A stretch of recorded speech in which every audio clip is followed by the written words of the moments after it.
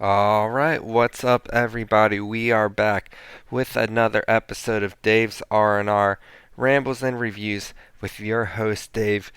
And this week, it's been a lot. We've had a lot going on. The XFL started. We had the NBA All-Star Weekend. We had Elimination Chamber, and that's kind of what we're going to get into this episode. Some fallout from the Elimination Chamber and what's next heading in the WrestleMania. And at the end, I kind of have a little ramble rant about the NBA All-Star Weekend and kind of the status of that right now, because quite frankly, it's just getting more boring as the years pass. So let's kick it right off going into the Elimination Chamber feedback. Everyone is saying this is one of the best Elimination Chambers in a long time. The actual Elimination Chamber matches were solid, but really overall in the direction we're headed to WrestleMania is great right now. We're going to kick it right off with the main event. Roman Reigns versus Sami Zayn. In Montreal, the crowd was as hot as could be. They were on fire the whole night. Even at the beginning of the show, you could tell the crowd had such a buzz to them that we don't often hear these days. So all the fans in Montreal definitely showed out. At the end, we had Roman Reigns versus Sami Zayn, which is essentially the accumulation of everything that's happened the last few months since Sami Zayn has joined the Bloodline. And Roman Reigns, after the interference, after the chair shots, pinned Sami Zayn in the middle of the ring, 1, 2, 3, and we are headed to Roman Reigns versus Cody Rhodes at WrestleMania. I saw a lot of complaining online about this match, how Sami Zayn lost. The crowd was so hot they should have had Sami win the titles off Roman, and as much as we wanted to believe, which they did an amazing job of making us believe, the reality of it is that Roman Reigns is going into WrestleMania as champion. He had to.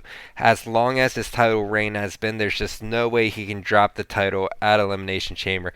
It has to be at WrestleMania, maybe SummerSlam if they want him to pass the 1,000-day mark, but there is no way Sami was winning this match. But they did a great job of making us believe it. And it seems like the road we're leading down, besides Roman versus Cody, which I'm sure will be a great match, it seems like we're also going to get Sami Zayn versus Sami Zayn and KO versus the Usos at WrestleMania. We've seen Sami Zayn versus KO enough, so we're going with the tag team action here, and I think that has the potential to headline the first night of WrestleMania.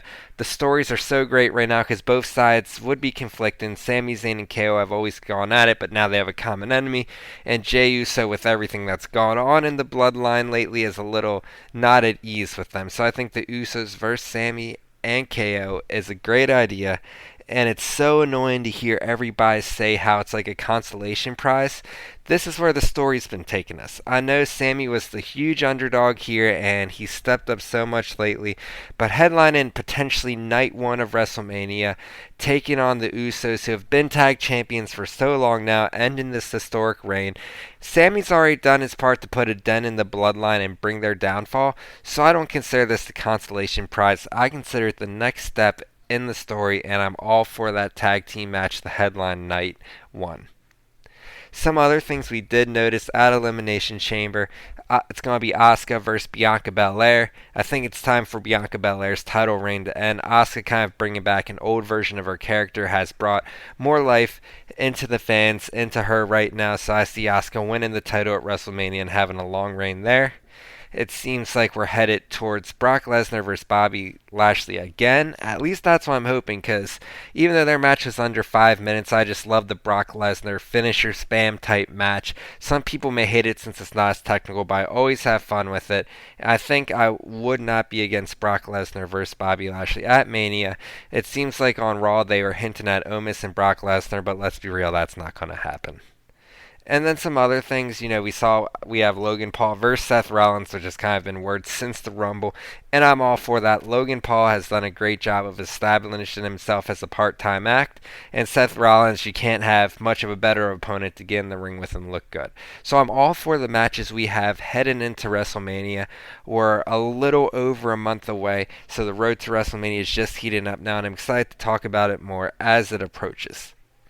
But we did have one other event this weekend that was major, and that was the NBA All-Star Weekend. And it seems like maybe this is just like the old man yelling at the kids on the lawn, but I feel like it's lost so much luster over the years. It seems like the online community is agreeing as well. The 3 point contests and skill competitions are what they are. The slam dunk competition had a little life breathed into it this year, but still not the slam dunk competitions of the past. Just so much has already been done with that. But the All Star game itself was just such a snooze fest. It's so clear that the players don't care. There's no defense. I know they don't want to get hurt, but in reality, it's at this point you can't even really watch it. It's barely watchable TV. They just don't try, and something has to be done going forward to bring life back into the All Star game. I don't really know what they can do. The NFL, the Pro Bowl kind of start missing, so now it's flag football, which is even bigger of a joke. So I just don't know where we go if these All Star games going forward. And in reality, I just see All Star games, Pro Bowl games, all of these becoming a thing of the past. Baseball is the only one that I think is really going to keep it going just because, the injuries don't happen as much in baseball. Knock on wood for the All Star game later on, but I just don't think All Star games have the appeal they used to. The players are protecting themselves, and you can't really blame them because there's so much money on the line in these contracts. They really just want to show up on the board that they were in the All Star game during their next contract negotiation. But when it comes to the actual game, it's not even watchable TV at this point. It's just boring to watch. And next year, I don't think I'm going to be tuning into the All Star game. The Pro Bowl didn't even touch my radar this year, and I think the All Star game's leading the same way. So that's just my quick rant on that. I don't have any fresh ideas in my head to make it more entertaining. I wish I did, but I'm just completely blanking on because I don't know what they can do. Maybe just make it more mini games, like have more people in the slam dunk competition. I really don't know what they can do at this point to breathe life into it. But if you do have any ideas, definitely sound off in the comments on social media. This is kind of just a shorter episode to get through the week. It's been a busy one for me, but we have some Elimination Chamber feedback and we have some All-Star Weekend feedback, and this is all leading into big things ahead. Keep on listening, keep on supporting. I appreciate it all. Follow on the Twitter, Instagram, TikTok at Dave's R&R. There's so many more reviews and everything going on over there. If you like wrestling, we have the Wrestling Wednesday reviews, and we also have plenty of other TV reviews, movie reviews, and even food and drink reviews that we don't necessarily talk about on the podcast. Hopefully we'll have more coming up this year, so just keep on supporting, and everybody have a great week.